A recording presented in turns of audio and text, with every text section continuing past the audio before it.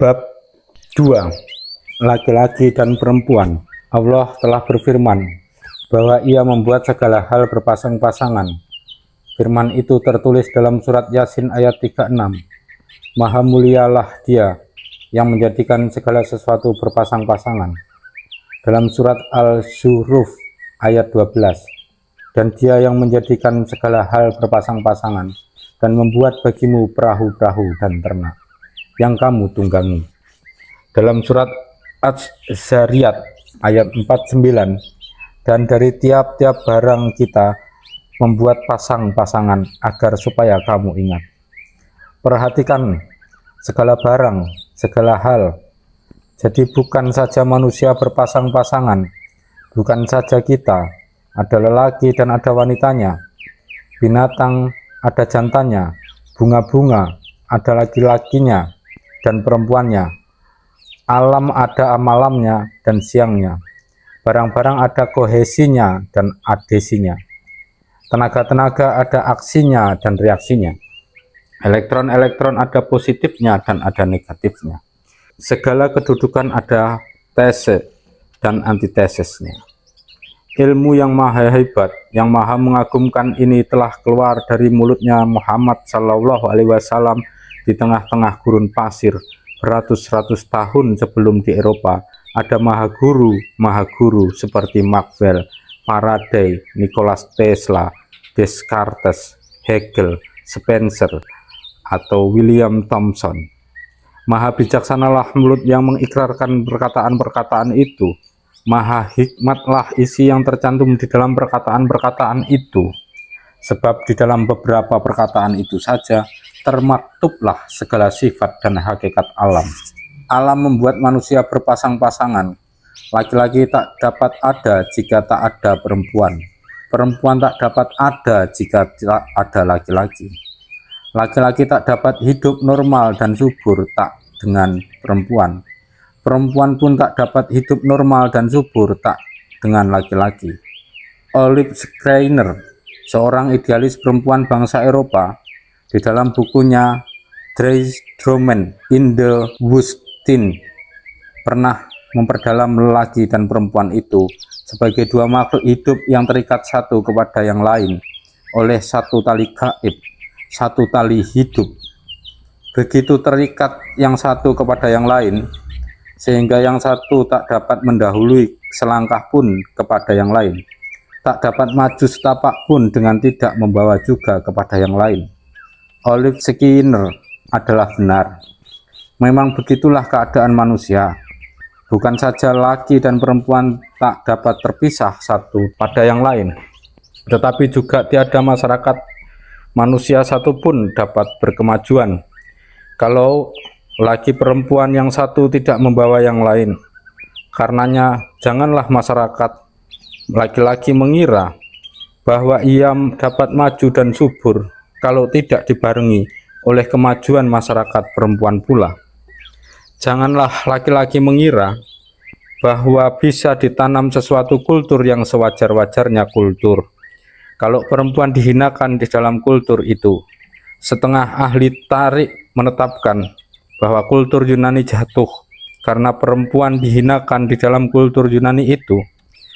Nazi Jerman jatuh oleh karena di Nazi Jerman perempuan dianggap hanya baik buat Grieche, Guce, Heider, Kinder. Dan semenjak kultur masyarakat Islam atau bukan agama Islam kurang menempatkan kaum perempuan pula ditempatkan yang seharusnya, maka matahari kultur Islam terbenam sedikit-sedikitnya suram. Sesungguhnya benarlah perkataan Charles Fourier kalau ia mengatakan bahwa tinggi rendahnya tingkat kemajuan suatu masyarakat adalah ditetapkan oleh tinggi rendahnya tingkat kedudukan perempuan di dalam masyarakat itu. Atau benarlah pula perkataan Baba Allah yang menulis bahwa laki-laki dan perempuan adalah sebagai dua sayap seekor burung. Jika dua sayap itu sama kuatnya, maka terbanglah burung itu sampai puncak udara yang setinggi-tingginya. Jika patah satu daripada dua sayap itu, maka tak dapatlah terbang burung itu sama sekali. Perkataan Baba Olah ini sudah sering kali kita baca, tetapi walaupun perkataannya itu hampir basi, kebenarannya akan tinggal ada buat selama-lamanya. Jadi, laki-laki dan perempuan menetapkan sifat hakikat masing-masing.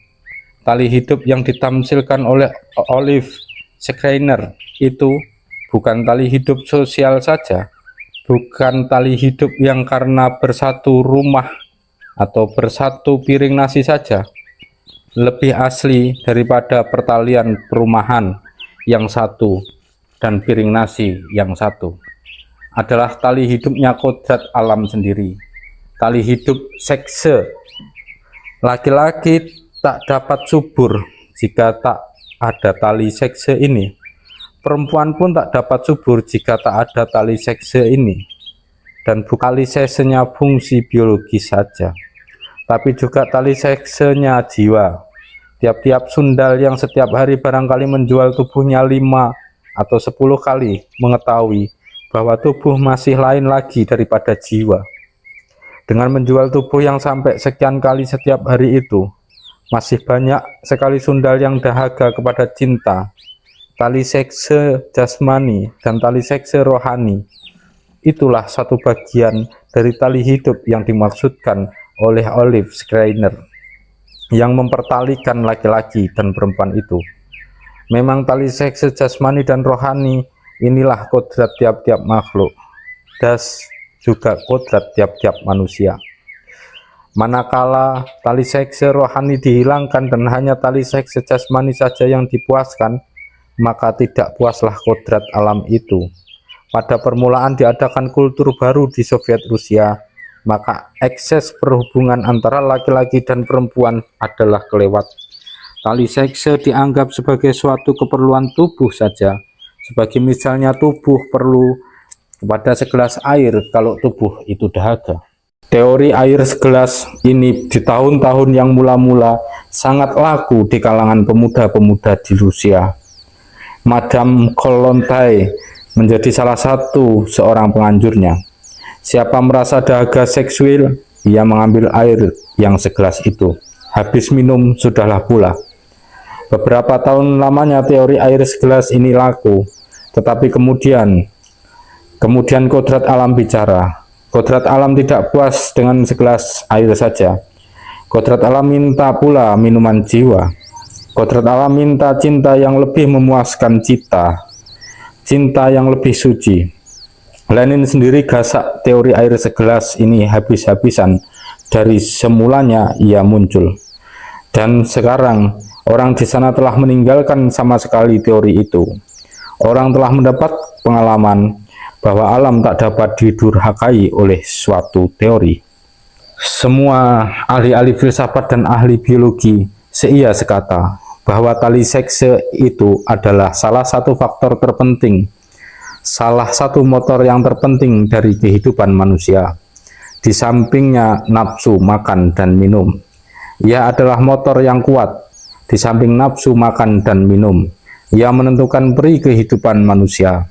Malahan ahli filsafat Schopenhauer ada berkata, syahwat adalah penjelmaan yang paling keras daripada kemauan akan hidup. Keinsafan kemauan akan hidup ini memusat kepada fiil membuat turunan. Begitulah ia berkata. Kalau tali sekse diputuskan buat beberapa tahun saja, maka manusia umumnya menjadi abnormal. Lihat keadaan di dalam penjara, baik penjara buat laki-laki maupun penjara buat orang perempuan. 2 kali saya pernah meringkuk agak lama dalam penjara, dan tiap-tiap kali yang paling mendirikan bulu saya ialah keabnormalan manusia-manusia di dalam penjara itu. Percakapan menjadi abnormal, tingkah laku menjadi abnormal. Sering saya melihat orang-orang di dalam penjara yang seperti seperempat gila. Laki-laki mencari kepuasan kepada laki-laki, dan direksi terpaksa memberi hukuman yang berat-berat. Pembaca barangkali tersenyum akan pandangan saya yang mentah ini, dan barangkali malahan menyesali kementahannya. Pembaca barangkali mengemukakan nama orang-orang besar nama Nabi Isa, nama Gandhi, nama Mancini yang menjadi besar. Antara lain-lain karena tidak mempunyai istri atau tidak mencampuri istri. Beberapa nama. Apakah artinya beberapa nama itu jika dibandingkan dengan ratusan juta manusia biasa di muka bumi ini, yang semuanya hidup menurut kodrat alam? Kita di sini membicarakan kodrat alam. Kita tidak membawa-bawa moral. Alam tidak mengenal moral. Begitulah Luther berkata. Beliau berkata lagi, siapa hendak menghalangi perlaki istrian dan tidak mau memberikan haknya kepadanya sebagai yang dikehendaki dan dimustikan oleh alam, ia sama saja dengan menghendaki yang alam jangan alam, yang api jangan menyala, yang air jangan basah, yang manusia jangan makan, jangan minum, jangan tidur. Tali sekse itu memang bukan perkara moral. Tali sekse itu tidak moral, ia tidak pula immoral. Tali sekse itu adalah menurut kodrat, sebagai lapar adalah menurut kodrat, dan sebagai dahaga adalah menurut kodrat pula. Apakah maksud saya tentang tali sekse ini? Pembaca, nyatalah, baik laki-laki maupun perempuan tak dapat normal, tak dapat hidup sebagai manusia normal kalau tidak ada tali sekse ini. Tetapi bagaimanakah pergaulan hidup di zaman sekarang? Masyarakat sekarang di dalam hal ini pun kita belum membicarakan hal lain-lain. Tidak adil kepada perempuan. Perempuan di dalam hal ini pun suatu makhluk yang tertindas. Perempuan bukan saja makhluk yang tertindas kemasyarakatannya, tetapi juga makhluk yang tertindas keseksiannya. Masyarakat kapitalis zaman sekarang adalah masyarakat yang membuat pernikahan suatu hal yang sukar, seringkali pula suatu hal yang tak mungkin. Pencarian nafkah atau struggle for life di dalam masyarakat sekarang adalah begitu berat, sehingga banyak pemuda karena kekurangan nafkah tak berani kawin dan tak dapat kawin. Perkawinan hanyalah menjadi privilege-nya, tak lebihnya pemuda-pemuda yang ada kemampuan rezeki saja. Siapa yang belum cukup nafkah, ia mesti tunggu sampai ada sedikit nafkah, sampai umur 30, kadang-kadang sampai umur 40 tahun. Pada waktu keseksian sedang sekeras-kerasnya, pada waktu keseksian itu menyala-nyala, berkobar-kobar sampai ke puncak-puncaknya jiwa, maka perkawinan buat sebagian dari kemanusiaan adalah suatu kesukaran, suatu hal yang tak mungkin. Tetapi api yang menyala-nyala di dalam jiwa laki-laki dapat mencari jalan keluar, melewati satu pintu belakang yang hina, menuju kepada perzinaan dengan sundal dan perbuatan-perbuatan lain yang keji-keji. Dunia biasanya tidak akan menunjuk laki-laki yang demikian itu dengan jari telunjuk dan berkata, "Cih, engkau telah berbuat dosa yang amat besar." Dunia akan anggap hal itu sebagai satu hal biasa yang boleh juga diampuni. Tetapi bagi perempuan, pintu belakang itu tidak ada, atau lebih benar, tidak dapat dibuka dengan tak, alhamdulillah, bertabrakan dengan moral, dengan tak berhantaman dengan kesusilaan, dengan tak meninggalkan cap kehinaan di atas dahi perempuan itu buat selama-lamanya. Jari tunjuk masyarakat hanya menuding kepada perempuan saja, tidak menunjuk kepada laki-laki, tidak menunjuk kepada kedua pihak secara adil. Keseksian laki-laki setiap waktu dapat merebut haknya dengan leluasa. Kendati masyarakat tak memudahkan perkawinan, tetapi keseksian perempuan terpaksa tertutup dan membakar dan menghanguskan kalbu. Perempuan banyak yang menjadi terpelanting lisan oleh karenanya. Banyak yang menjadi putus asa oleh karenanya. Bunuh diri kadang-kadang menjadi ujung-ujungnya. Statistik Eropa menunjukkan bahwa di kalangan kaum pemuda antara umur 15 tahun dan 30 tahun, yakni waktu keseksian sedang sehebat-hebatnya mengamuk di kalbu manusia, lebih banyak perempuan yang bunuh diri daripada kaum laki-laki. Jikalau diambil prosen dari semua pembunuhan diri Maka buat 4 negeri di Eropa pada permulaan abad ke-20, statistik ini adalah begini. Di Jerman, antara 15 sampai 20 tahun, 5,3% laki-laki, 10,7% perempuan. Umur 21 sampai 30 tahun, laki-laki 16%, perempuan 20,2%. Demenarken, umur 15 sampai 20 tahun, laki-laki 4,6%, perempuan 8,3%. Umur 21 sampai 30 tahun, laki-laki 12,4%, perempuan 14,8%. Di Swiss, umur 15 sampai 20 tahun, laki-laki 3,3%, perempuan 6,7%. Umur 21 sampai 30 tahun, laki-laki 16,1%, perempuan 21%. Di Prancis, umur 15 sampai 20 tahun, laki-laki 3,5%, perempuan 8,2%. Umur 21 sampai 30 tahun, laki-laki 10,9%, perempuan 14%. Ternyatalah bahwa di semua negeri ini lebih banyak perempuan muda bunuh diri daripada laki-laki muda. Sebabnya tak sukar kita dapatkan, keseksian yang terhalang, cinta yang tak sampai, kehamilan yang rahasia, itulah biasanya yang menjadi sebab. Adakah keadaan negeri kita berlainan? Di sini tidak ada statistik bunuh diri. Tapi saya jamin kepada Tuhan, 6 atau 7 daripada 10 kali Tuhan membaca surat kabar seorang pemuda bunuh diri di surat-surat kabar adalah dikerjakan oleh pemuda perempuan. Di dalam masyarakat sekarang, perempuan yang mau hidup menurut kodrat alam tak selamanya dapat, karena masyarakat itu tak mengasih kemungkinannya. Di beberapa tempat di Sumatera Selatan, saya melihat gadis-gadis tua yang tak dapat perjodohan karena adat memasang banyak-banyak rintangan, misalnya uang antaran yang terlalu mahal, kadang-kadang sampai ribuan rupiah. Roman gadis-gadis itu seperti sudah tua, padahal mereka ada yang baru berumur 25 tahun, 30 tahun, 35 tahun. Di daerah Indonesia yang lain, saya melihat perempuan-perempuan yang sudah berumur 40 atau 45 tahun, tetapi yang roman mukanya masih muda-muda. Adakah ini oleh karena perempuan-perempuan di lain-lain tempat itu barangkali lebih cakap make up-nya daripada perempuan-perempuan di beberapa tempat di Sumatera Selatan itu? Lebih cakap memakai bedak, menyisir rambut, memotong baju, mengikat sarung? Tidak. Sebab perempuan di tempat-tempat yang saya maksudkan itu pun tahu betul rahasianya bedak. Tetapi sebabnya, muka tua itu ialah oleh karena mereka terpaksa hidup sebagai gadis tua.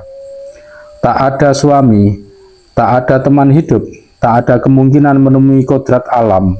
Di dalam bukunya tentang soal perempuan, August Bebel mengutip perkataan Dr. Potts yang mengatakan bahwa sering ia melihat betapa perempuan-perempuan yang sudah hampir penyot lantas seakan-akan menjadi muda kembali kalau mereka itu mendapat suami. Tidak jarang orang melihat bahwa gadis-gadis yang sudah layu atau yang hampir-hampir penyot, kalau mereka mendapat kesempatan bersuami, tidak lama sesudah perkawinannya itu lantas menjadi sedap kembali bentuk-bentuk badannya, merah kembali pipi-pipinya, bersinar lagi sorot matanya. Maka oleh karena itu, perkawinan boleh dinamakan sumber kemudaan yang sejati bagi kaum perempuan. Begitulah kata Dr. Potts itu. Tetapi kembali lagi kepada apa yang saya katakan tadi, masyarakat kapitalis yang sekarang ini yang menyukarkan sekali struggle for life bagi kaum bawahan yang di dalamnya amat sukar sekali orang mencari nafkah. Masyarakat sekarang ini tidak menggampangkan pernikahan antara laki-laki dan perempuan. Alangkah baiknya suatu masyarakat yang mengasih kesempatan nikah kepada tiap-tiap orang yang mau nikah. Orang pernah tanya kepada saya, bagaimanakah rupanya masyarakat yang Tuhan cita-citakan? Saya menjawab, di dalam masyarakat yang saya cita-citakan itu, tiap-tiap orang lelaki bisa mendapatkan istri, tiap-tiap orang perempuan bisa mendapatkan suami. Ini terdengar mentah sekali. Tuhan barangkali akan tertawa atau mengangkat pundak Tuhan. Tetapi renungkanlah hal itu sebentar dengan mengingat keterangan saya di atas tadi. Dan kemudian katakanlah, apa saya tidak benar? Di dalam masyarakat yang struggle for life tidak seberat sekarang ini, dan di mana pernikahan selalu mungkin. Di dalam masyarakat yang demikian itu, niscaya persundalan boleh dikatakan lenyap. Prostitusi menjadi luar biasa dan bukan satu kanker sosial yang permanen yang banyak korbannya. Profesor Rudolf Eisler di dalam buku kecilnya tentang sosiologi pernah menulis tentang persundalan ini. Keadaan sekarang ini hanyalah dapat menjadi baik kalau peri kehidupan ekonomi menjadi baik dan mengasih kesempatan kepada laki-laki akan menikah pada umur yang lebih muda dan mengasih kesempatan kepada perempuan-perempuan yang tidak menikah buat mencari nafkah sonder pencarian-pencarian tambahan yang merusak kehormatan. Pendek kata, pada hakikat yang sedalam-dalamnya, soal perhubungan antara laki-laki dan perempuan jadi sebagian daripada soal perempuan pula. Bolehlah kita kembalikan kepada pokok yang saya sebutkan tadi, yakni soal dapat atau tidak dapat haknya keseksian. Soal dapat atau tidak dapat alam bertindak sebagai alam. Di mana alam ini mendapat kesukaran, di mana alam ini dikurangi haknya, disitulah soal ini menjadi genting. Saya tidak dapat kebiadaban.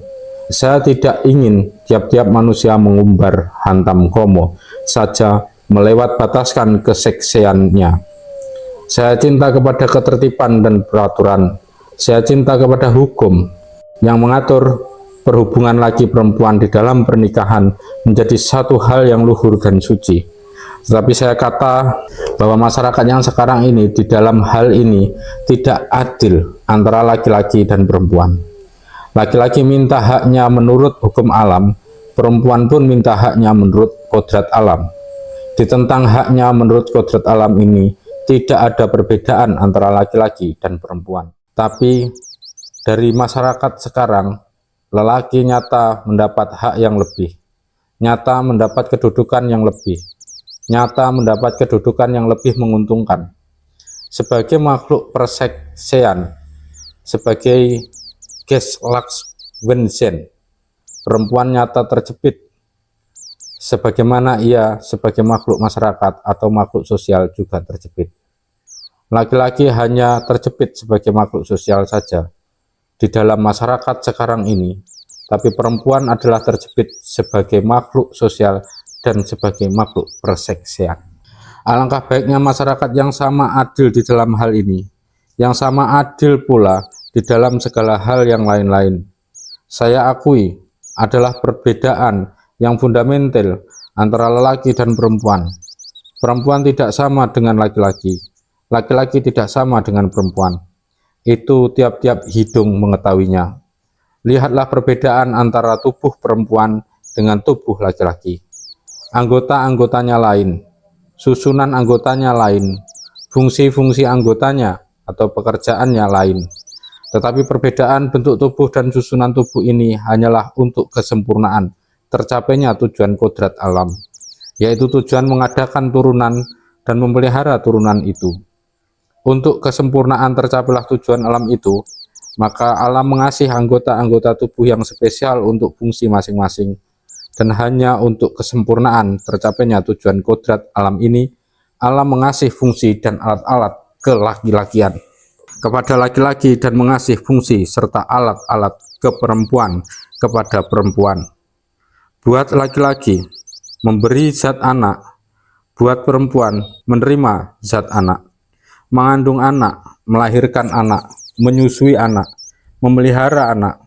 Tetapi tidaklah perbedaan-perbedaan ini harus membawa perbedaan-perbedaan pula di dalam peri kehidupan perempuan dan laki-laki sebagai makhluk masyarakat. Sekali lagi, ada perbedaan antara laki-laki dan perempuan Tetapi sekali lagi pula saya ulangi di sini, bahwa perbedaan-perbedaan itu hanyalah karena dan untuk tujuan kodrat alam, yakni hanyalah karena dan untuk tujuan peri laki istrian dan peri ibuan saja. Dan sebagai tadi saya katakan, kecuali perbedaan tubuh, untuk hal ini adalah perbedaan psikis pula antara laki-laki dan perempuan, yakni perbedaan jiwa. Profesor Heymans dan ahli jiwa yang kesohor yang mempelajari jiwa perempuan dalam-dalam mengatakan bahwa perempuan itu untuk terlaksananya tujuan kodrat alam itu adalah melebihi laki-laki di lapangan emosionalitet atau rasa terharu, aktivitas atau kegiatan, dan karitiat atau kedermawanan. Perempuan lebih lekas tergoyang jiwanya daripada laki-laki, lebih lekas marah tetapi juga lebih lekas cinta lagi daripada laki-laki, lebih lekas kasihan, lebih lekas termakan oleh kepercayaan, lebih ikhlas dan kurang serakah, lebih lekas terharu, lebih lekas mengidealisirkan orang lain, lebih boleh dipercaya, lebih gemar kepada anak-anak dan perhiasan, dan lain sebagainya. Semuanya ini mengenai jiwa, tetapi anggapan orang bahwa perempuan itu akalnya kalah dengan laki-laki, ketajaman otaknya kalah dengan laki-laki. Anggapan orang demikian itu dibantah oleh Profesor Heymans itu dengan tegas dan jitu. Menurut pendapat saya, kita tidak mempunyai hak sedikit pun buat mengatakan bahwa akal perempuan kalah dengan akal laki-laki. Tiap-tiap guru dapat membenarkan perkataan Profesor Heymans ini. Saya yakin, saya sendiri waktu menjadi murid di HBIS mengalami bahwa seringkali murid lelaki payah berlomba kepandian dengan teman-teman perempuan dan malahan pula sering-sering terpukul oleh teman-teman perempuan itu. Pada waktu saya menjadi guru di sekolah menengah pun, saya mendapat pengalaman bahwa murid-murid saya yang perempuan umumnya tak kalah dengan murid-murid saya yang laki-laki. Profesor Freudlich itu tangan kanannya Profesor Einstein di dalam ilmu bintang yang pada tahun 1929 mengunjungi Indonesia dan kemudian menjadi mahaguru di Sekolah Tinggi Istanbul. Di dalam mata pelajaran itu pula menerangkan bahwa studen-studennya yang perempuan tak kalah dengan studen-studen laki-laki. Mereka selamanya boleh diajak memutar otaknya di atas soal-soal yang maha sukar. Profesor Oh Chon Roy yang dulu menjadi mahaguru di Keio University di Tokyo menceritakan di dalam bukunya tentang negeri Nippon bahwa di Nippon selalu diadakan ujian-ujian perbandingan Vergleichskunde Examen antara lelaki dan perempuan oleh kantor-kantor gubernurmen atau kantor-kantor dagang yang besar-besar, dan bahwa selamanya kaum perempuan nyata lebih unggul daripada kaum laki-laki. Ada-ada saja alasannya orang cari buat membuktikan bahwa kaum perempuan tak mungkin menyamai atau jangan lagi melebihi kaum laki-laki di tentang ketajaman otak. Orang katakan bahwa otak perempuan kalah banyaknya dengan otak laki-laki. Orang lantas keluarkan angka-angka hasil penyelidikan ahli-ahli seperti Bischoff, seperti Boff, seperti Marchand, seperti Retzius, seperti Grosser. Orang lantas membuat daftar sebagai berikut. Bischoff, laki-laki 1362 gram, perempuan 1219 gram. Menurut Boyd, laki-laki 1325 gram, perempuan 1183 gram. Menurut Marchand, laki-laki 1399 gram, perempuan 1293 gram. Menurut Retzius, laki-laki 1388 gram, perempuan 1251 gram. Menurut Grosser, laki-laki 1388 gram, perempuan 1251 gram. Nah, kata mereka, mau apa lagi kalau ambil angka-angka Retzius dan Grosser? Maka otak laki-laki rata-rata beratnya 1388 gram dan otak perempuan rata-rata 1252 gram. Mau apa lagi? Tidakkah ternyata laki-laki lebih banyak otaknya daripada perempuan? Ini jago-jago kaum laki-laki lupa bahwa tubuh laki-laki juga lebih berat dan lebih besar daripada tubuh perempuan. Berhubungan dengan lebih besarnya tubuh laki-laki itu, maka Charles Darwin yang termasyhur itu berkata, otak laki-laki memang lebih banyak dari otak perempuan. Tetapi jika dihitung dalam perbandingan dengan lebih besarnya badan laki-laki, apakah otak laki-laki itu benar lebih besar? Kalau dihitung di dalam perbandingan dengan beratnya tubuh, maka ternyatalah demikian dihitung, banyak otak perempuan adalah rata-rata 23,6 gram per kilogram tubuh, tetapi otak laki-laki hanya 21,6 gram per kilogram tubuh. Jadi kalau betul ketajaman akal itu tergantung dari banyak atau sedikitnya otak, kalau betul banyak sedikitnya otak menjadi ukuran buat menjadi tajam atau tidak tajamnya pikiran, maka perempuan mesti selalu menjadi pandai dari kaum laki-laki. Ya, kalau betul ketajaman akal tergantung dari banyak sedikitnya otak, tetapi bagaimana kenyataannya? Bagaimana hasil penyelidikan otaknya orang-orang yang termasyhur sesudah mereka mati? Ada ahli-ahli pikir yang banyak otaknya, tetapi ada pula harimau-harimau pikir yang tidak begitu banyak otaknya. Cuvier itu ahli pikir, otaknya 1830 gram. Byron itu penyair besar, 1807 gram. Mommsen 1429,4 gram. Tetapi gembong ilmu pengetahuan Gauss hanya 1492 gram. Ahli falsafah Hermann hanya 1358 gram, di bawah nomor. Gajah falsafah dan ilmu pengetahuan Leibniz hanya 1300 gram, di bawah nomor. Jago fisika Bunsen hanya 1295 gram, di bawah nomor. Kampion politik Prancis Gambetta hanya 1180 gram, malahan di bawah nomor perempuan sama sekali. Sebaliknya, Brusca, ahli fisiologi Paris yang termasyhur, pernah mengukur isi tengkorak manusia dari zaman batu, dari zaman tatkala manusia masih biadab dan bodoh, dan ia mendapatkan hasil rata-rata 1606 cm kubik, satu angka yang jauh lebih tinggi daripada angka-angka isi tengkorak dari zaman sekarang. Malahan teori lebih banyak otak lebih pandai ini ternyata pula menggelikan, sebab Bischoff pernah menimbang otak mayat seorang kuli biasa, tentu seorang orang bodoh, dan dia mendapatkan rekod 2222 gram.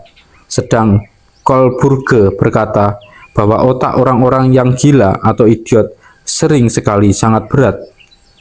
Dari mana orang masih mau tetap menuduh bahwa orang perempuan kurang tajam pikiran karena orang perempuan kurang banyak otaknya kalau dibandingkan dengan orang laki-laki?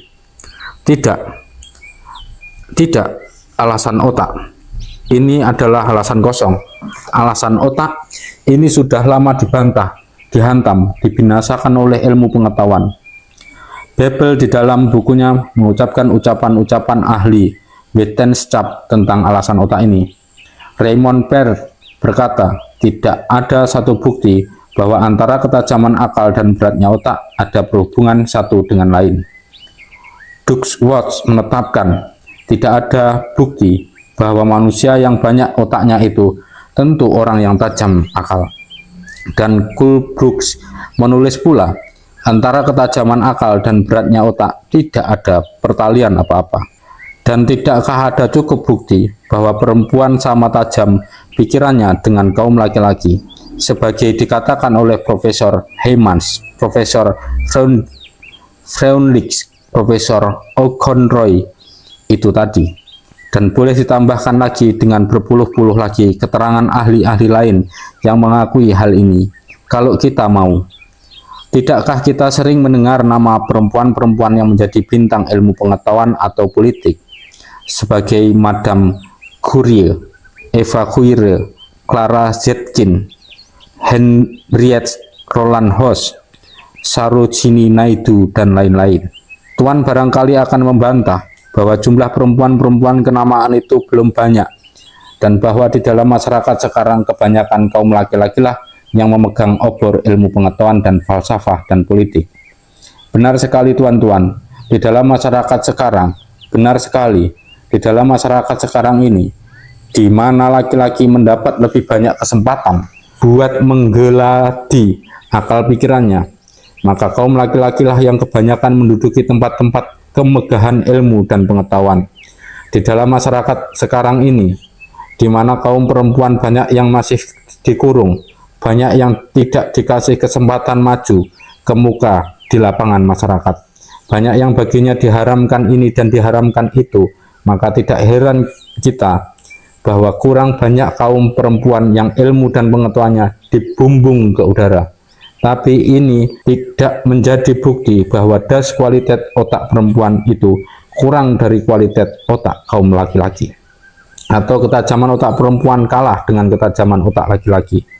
Kualitasnya sama, ketajamannya sama, kemampuannya sama, hanya kesempatan bekerjanya yang tidak sama, kesempatan berkembangnya yang tidak sama.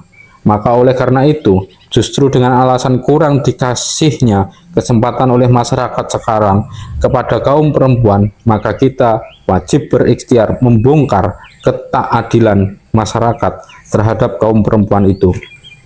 Bahkan terhadap fungsi kodrat dari kaum perempuan yang kita bicarakan tadi itu, yakni fungsi menjadi ibu, menerima benih anak, mengandung anak, melahirkan anak, menyusui anak, memelihara anak. Terhadap fungsi kodrat ini pun dunia laki-laki masih kurang menghargakan kaum perempuan. Orang laki-laki membusungkan dada seraya berkata, kita, kaum laki-laki, kita maju ke padang peperangan, kita berani menghadapi bahaya-bahaya yang besar. Apakah yang perempuan perbuat? Orang laki-laki mengagul-agulkan kelaki-lakiannya menghadapi maut, mengagul-agulkan jumlah jiwa laki-laki yang mati guna keperluan sejarah, seraya berkata, bahaya apakah yang perempuan hadapi? Orang lelaki yang demikian ini tidak mengetahui bahwa dulu di zaman purbakala, tatkala hukum masyarakat belum seperti ini, ialah di dalam zaman hukum peribuan alias matriarkat, yang di dalam bab 3 dan 4 akan saya terangkan panjang lebar. Kaum perempuanlah yang mengemudi masyarakat, kaum perempuanlah yang berkuasa, kaum perempuanlah yang mengepalai peperangan, kaum perempuanlah yang memanggul senjata, kaum perempuanlah yang mengobarkan jiwanya guna sejarah. Dan lagi, apakah benar peperangan lebih berbahaya daripada melahirkan anak? Apakah benar peperangan minta lebih banyak korban daripada melahirkan anak? Tiap-tiap ibu dapat menerangkan bahwa melahirkan anak itulah yang sangat berbahaya di sepanjang hidup seseorang manusia. Tiap-tiap ibu pernah menghadapi maut sedikitnya 1 kali dalam hidupnya, yakni pada waktu melahirkan anak. Sudahkah kita pernah berhadapan-hadapan muka dengan maut itu? Sudahkah kita pernah merasakan nafasnya maut yang dingin itu menyisir di muka kita? Terutama di negeri-negeri yang belum besar usaha kedokterannya, seperti di Eropa di zaman dulu atau di Asia di zaman sekarang, tidak sedikit jumlah perempuan yang jatuh di atas padang kehormatan melahirkan anak. Dulu di negeri Pruisen saja, perhatikanlah, belum Jerman seluruhnya, antara tahun 1816 dan 1876, pada waktu ilmu kedokteran sudah mulai subur, jumlah perempuan yang meninggal karena melahirkan anak adalah 321.791 orang, yakni rata-rata 5.363 setahun-tahunnya. Jumlah ini di negeri Inggris antara tahun 1847 dan 1901 adalah 213.533, yakni kendati waktu itu ilmu dan ikhtiar kedokteran telah maju pula, tak kurang dari 4.000 setahun-tahunnya.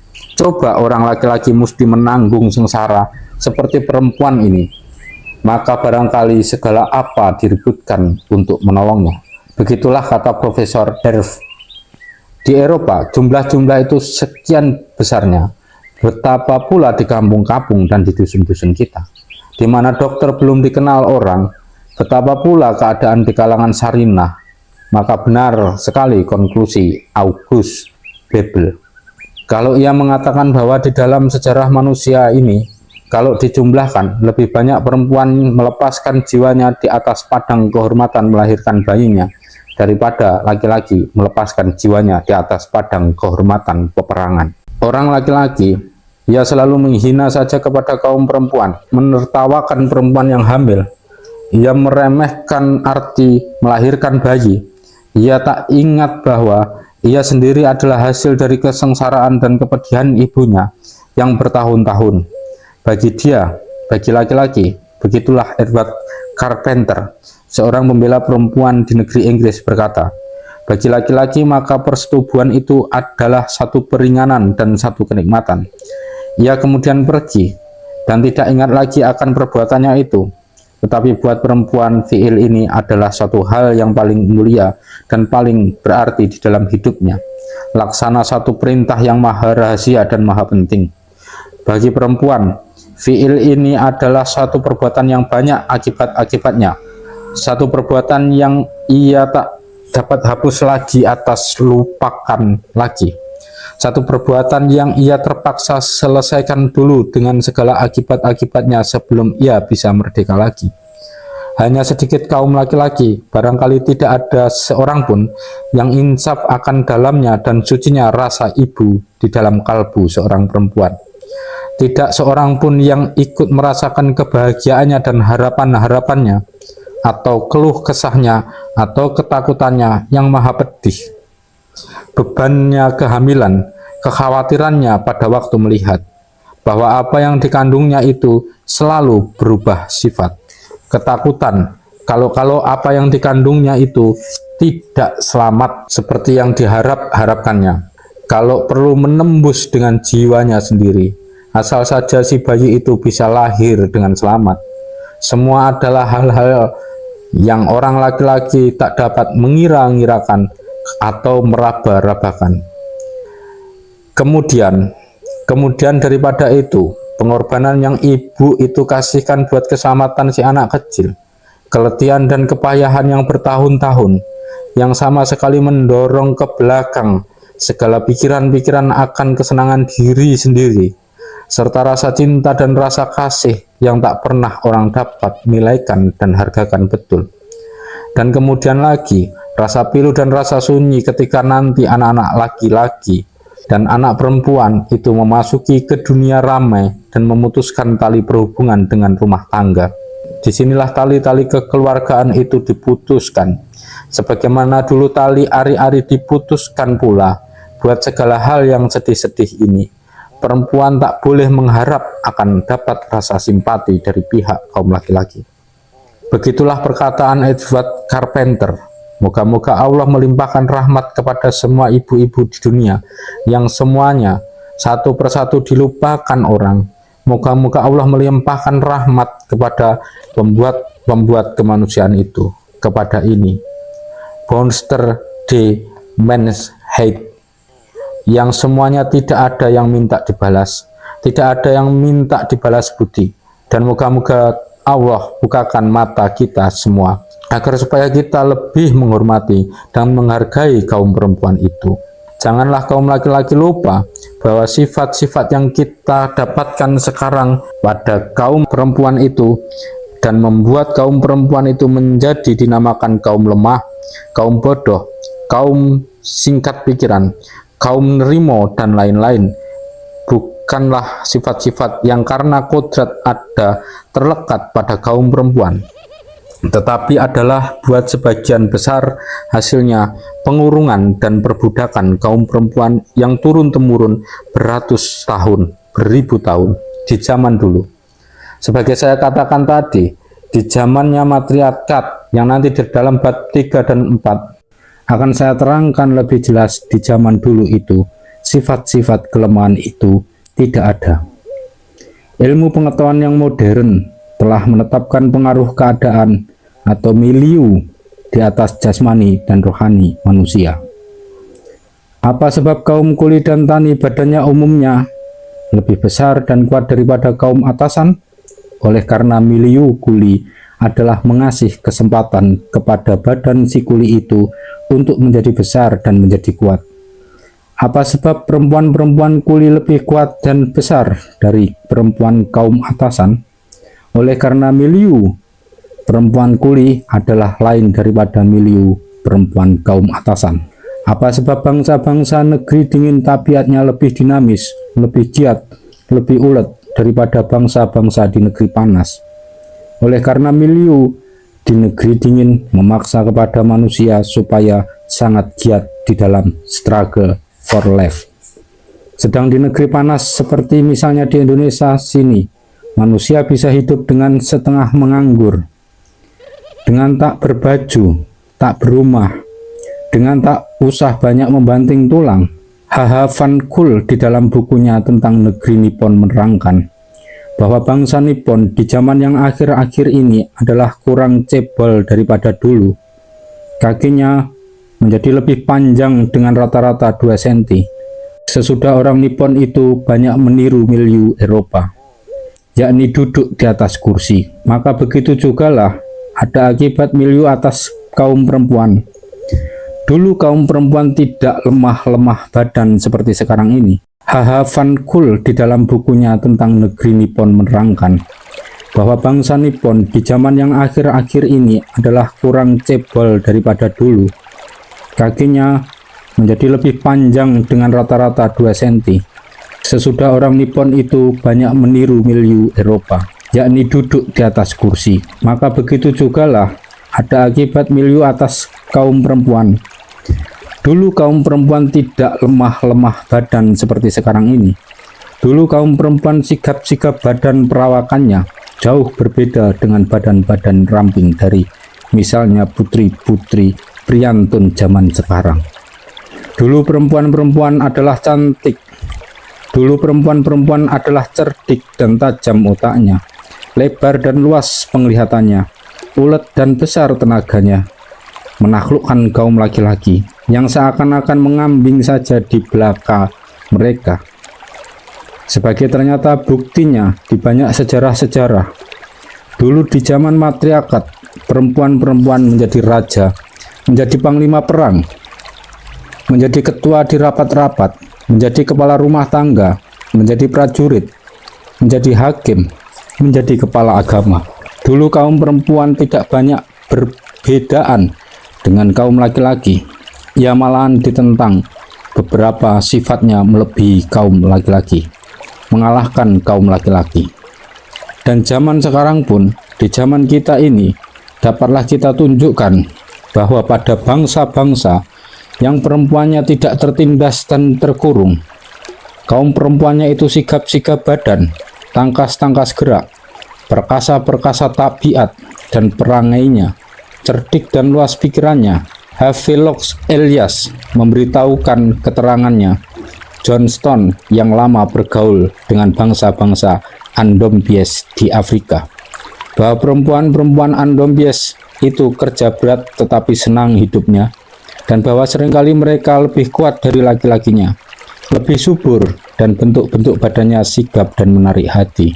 Dan tentang bangsa Manimena di Afrika itu pula, Parke menceritakan bahwa bangsa ini makhluk-makhluk yang sigap, yang perempuan-perempuannya sangat kenes dan sama kuatnya memikul beban-beban berat dengan kaum laki-lakinya. Menurut Duvalier, maka semangat dan ketangkasan wanita-wanita Tuareg di Afrika Utara sangat menakjubkan.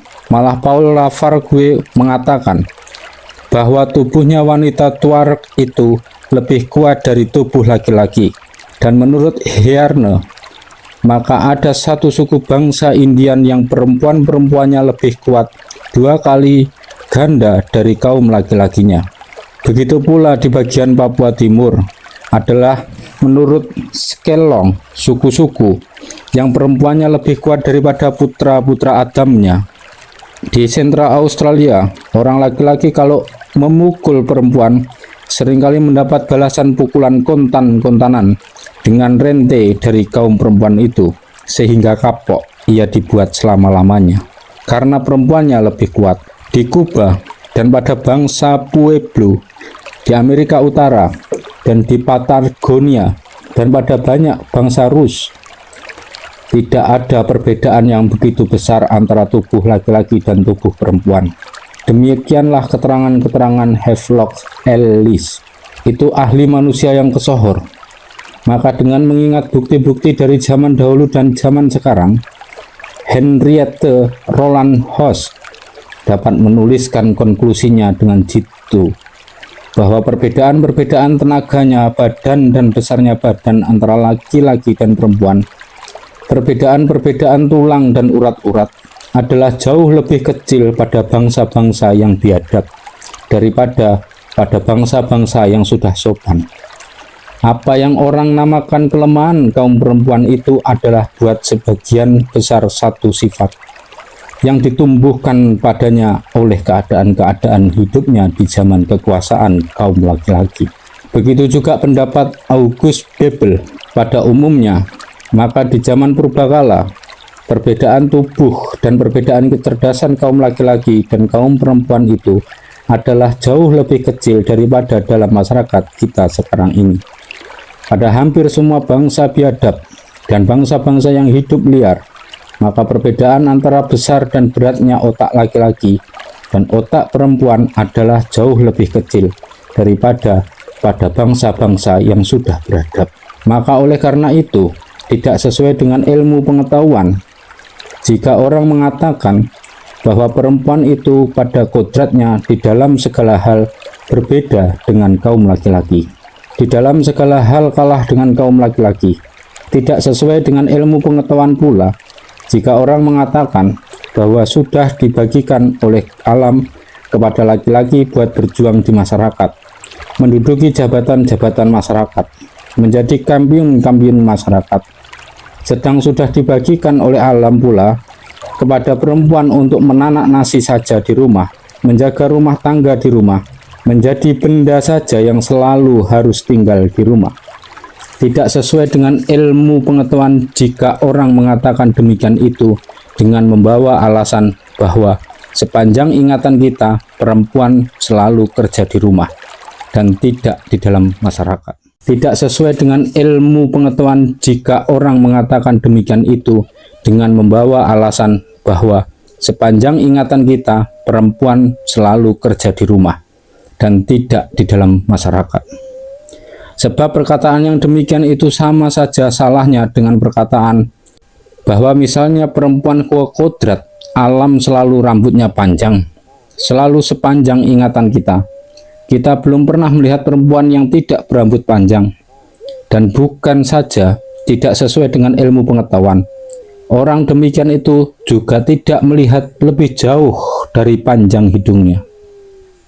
Tidakkah di zaman yang akhir-akhir ini kita melihat dengan mata sendiri ribuan perempuan-perempuan Indonesia yang tidak mendekam di rumah, tetapi bekerja di kantor-kantor, di pabrik-pabrik tenun, di pabrik-pabrik rokok, di pabrik-pabrik teh, di kebun-kebun tebu, menjadi kuli, menjadi mandor, menjadi klerk, menjadi komis, guru, dokter, wartawan, dan lain-lain.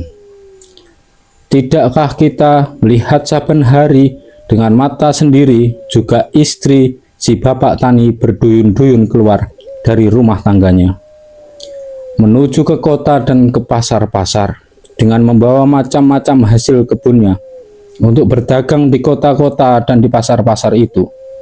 Di manakah yang dinamakan penghidupan menurut kodrat alam mereka untuk mendekam di rumah itu? Bahwasannya memang di kalangan si Marhen inilah, karena dorongan struggle for life, kaum perempuan lebih merdeka, lebih tidak terikat di rumah daripada di kalangannya kaum-kaum yang agak mampu, yang kadang-kadang mengurung perempuannya itu seperti mengurung ternak di dalam kandangnya. Maka senantiasa kaum yang mengurung perempuannya itu mengasih alasan bahwa mereka menutup istri-istrinya dan putri-putrinya itu ialah untuk memelihara mereka, untuk mengenakkan hidup mereka, untuk memuliakan kedudukan mereka. Ya, memuliakan mereka, tetapi memuliakan mereka dengan memperlakukan mereka sebagai blasteran dewi dan citolol. Adakah ini berarti bahwa hidup si kuli perempuan atau si tani perempuan yang tidak sangat terikat kepada rumah tangga sudah boleh dikatakan enak. Perempuan marhen, Sarinah. Pulang dari berkuli di pabrik atau di kebun, pulang dari berdagang di pekan yang kadang-kadang berpuluh kilometer jauhnya itu, masih menunggu lagi kepada mereka di rumah pekerjaan buat sang suami dan sang anak, masih menunggu pada mereka lagi pekerjaan menanak nasi, mencuci pakaian, mencari kayu bakar, memasak gulai.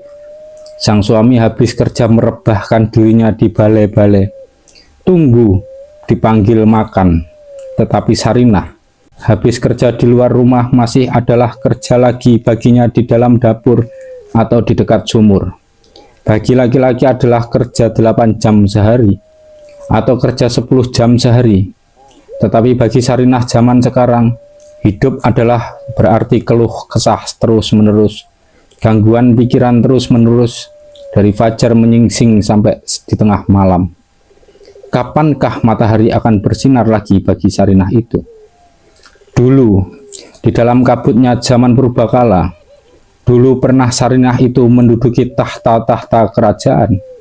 Dulu pernah ia bernama Ratu Simha di negeri Kalingga, atau Bundo Kandung di negeri Pagaruyung. Dulu pernah ia bernama Sri Kandi yang mengepalai peperangan. Dulu di Nippon ia menurut Van Kol dan Prof. De Visser pernah berabad-abad lamanya memegang kecakrawatian masyarakat. Urusan rumah tangga dan urusan anak-anak mereka serahkan kepada pelayan-pelayan, dan berlomba-lombalah mereka dengan orang-orang lelaki di atas lapangan ilmu dan perpustakaan. Di atas lapangan syair mereka sama tingginya dengan kaum laki-laki. Di atas lapangan prosa mereka memukul sama sekali kaum laki-laki itu. Sehingga sampai di abad-abad yang kemudian pun, dan terutama sekali di zaman berkembangnya perpustakaan Tionghoa, maka kultur perpustakaan hampir sama sekali di dalam tangannya kaum lemah itu. Tidak kurang dari 10 raja putri tercatat namanya di buku sejarah. Antaranya Raja Putri Jinzhou yang termasyhur, yang menaklukkan negeri Korea di abad yang ketiga, yang semuanya menjalankan role yang penting di dalam sejarah. Di dalam buku-buku Tionghoa kuno, Nippon selalu disebut negeri kaum perempuan atau negeri raja-raja putri.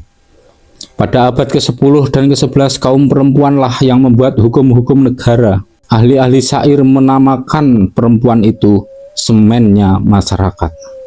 Di zaman-zaman kuno itu tak pernah perempuan Nippon menekukkan lututnya di muka laki-laki. Di zaman Heian, anak laki-laki dan perempuan mendapat warisan yang sama besarnya. Di dalam hukum-hukum negara Kamakura, shogun adalah ditetapkan bahwa laki-laki yang meninggalkan istrinya, segala hak miliknya jatuh kepada istrinya itu. Dan buku di Nippon saya, Sarinah pernah berkuasa di dalam masyarakat. Di negeri-negeri lain pun, bangsa mana dan negeri manapun juga, sejarah banyak mencatat nama-nama raja-raja putri, nama-nama kepala-kepala pemerintah putri yang umumnya sangat baik pemerintahannya, begitu baik sehingga misalnya berubah berpendapat bahwa sangat boleh jadi kaum perempuan itu lebih cakap buat urusan politik daripada kaum laki-laki. Tetapi sekarang bagaimana?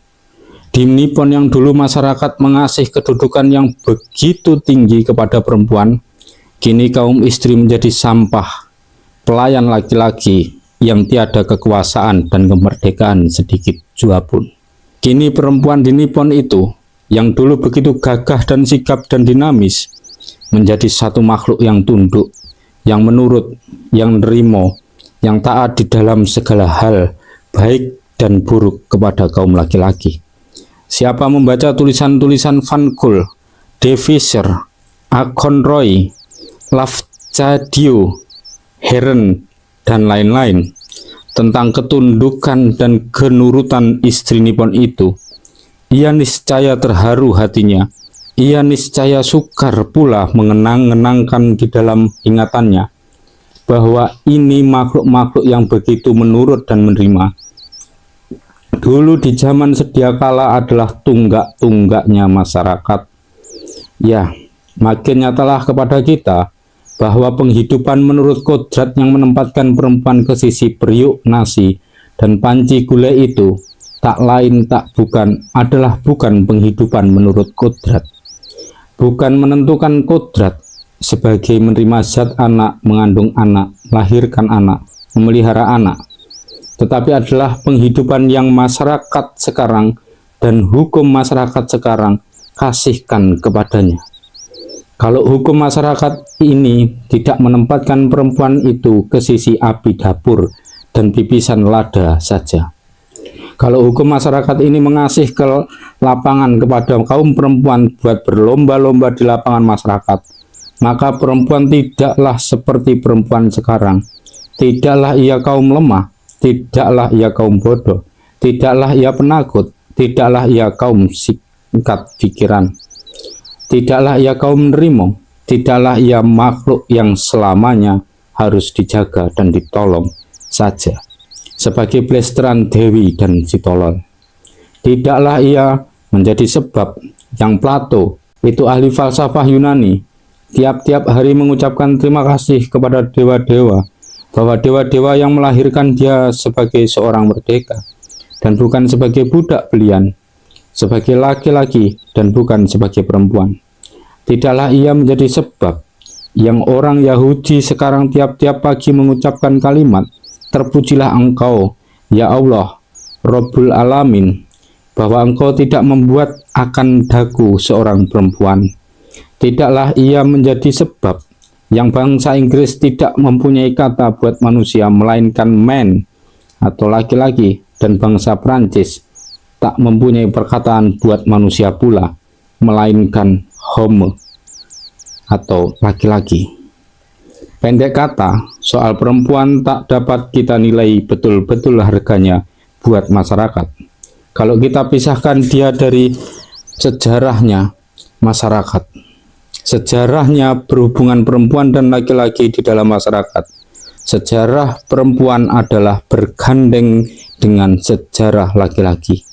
Soal perempuan tak dapat dipisahkan dari soal laki-laki. Di muka telah berulang-ulang kita katakan bahwa di zaman matriarkat atau peribuan, kedudukan perempuan adalah lain dari zaman sekarang, berganda-ganda lebih tinggi dari zaman sekarang. Tetapi, apakah ini berarti bahwa kita lebih senang kepada aturan matriarkat? Sama sekali tidak, sebab manakala di zaman perbapaan atau patriarkat sekarang ini kaum istri menjadi kaum yang tertindas, maka di zaman peribuan adalah kaum laki-laki kaum yang tertindas. Manakala patriarkat sekarang ini membawa ketidakadilan masyarakat kepada kaum perempuan, maka matriarkat adalah membawa ketidakadilan masyarakat kepada kaum laki-laki. Masyarakat tidak terdiri dari kaum laki-laki saja dan tidak pula terdiri dari kaum perempuan saja. Masyarakat adalah terdiri dari kaum laki-laki dan kaum perempuan, dari kaum perempuan dan kaum laki-laki. Tak sehatlah masyarakat itu manakala salah satu pihak tertindas kepada yang lain, tak peduli pihak yang mana yang menindas dan tak peduli pihak mana yang tertindas. Masyarakat itu hanyalah sehat manakala ada perimbangan hak dan perimbangan perlakuan antara kaum laki-laki dan perempuan yang sama tengahnya, sama beratnya, sama adilnya. Saya bukan pecinta matriarkat, saya adalah pecinta patriarkat, bukan oleh karena saya seorang laki-laki, akan tetapi karena kodrat Allah menetapkan patriarkat lebih utama daripada matriarkat. Kodrat menetapkan hukum keturunan lebih selamat dengan hukum perbapaan, karena hanya dengan hukum keturunan menurut garis perbapaanlah di mana perempuan diperistrikan oleh satu orang laki-laki saja dan tidak lebih Orang dapat mengatakan dengan pasti siapa ibunya, siapa bapaknya, siapa yang mengandungnya, tetapi juga siapa yang menerimakan ia ke dalam kandungan itu. Tetapi di dalam hukum matriarkat yang menetapkan keturunan itu menurut garis peribuan, maka orang hanyalah dapat yakin siapa ibunya, tetapi tidak dapat yakin siapa bapaknya. Di dalam bab-bab berikut akan saya kupas hal ini lebih lanjut. Saya pecinta patriarkat, tetapi hendaklah patriarkat itu satu patriarkat yang adil, satu patriarkat yang tidak menindas kepada kaum perempuan, satu patriarkat yang tidak mengakses kepada kezaliman laki-laki di atas kaum perempuan, satu patriarkat yang sebenarnya parental. Saya yakin bahwa agama-agama adalah dimaksudkan sebagai pengatur patriarkat, pengoreksi ekses-eksesnya patriarkat. Saya yakin bahwa itulah salah satu maksud agama. Tetapi apa yang kini telah terjadi, lihatlah di masyarakat Nasrani, bukan agama Nasrani. Maksud agama didurhakai. Perempuan sesudah kawin hampir hilang haknya sama sekali, dan perempuan menjadi pula barang dagangan persundalan. Dan lihatlah di masyarakat Islam, maksud agama Islam, semangat agama Islam, yaitu melindungi kaum perempuan dari ekses-eksesnya patriarkat itu. Kadang-kadang dilupakan orang, dipendam di bawah timbunan-timbunan tradisi-tradisi, adat-adat, pendapat-pendapat dari kaum-kaum kuno, sehingga kedudukan kaum perempuan yang mau dijunjung tinggi oleh Islam sejati itu kadang-kadang menjadi sama sekali satu kedudukan yang hampir tak ada ubahnya daripada kedudukan seorang budak. Pendapat-pendapat dari setengah kaum yang demikian itu di beberapa kalangan menjadi suatu tradisi pikiran, satu kebiasaan pikiran. Firman-firman Tuhan yang untuk menentukan kedudukan laki-laki dan perempuan di dalam sistem patriarkat itu, firman-firman ini lantas ditafsirkan dengan kacamata tradisi pikiran. Firman-firman ini lantas dijadikan alat-alat buat mendudukkan kaum perempuan di bawah lutut laki-laki.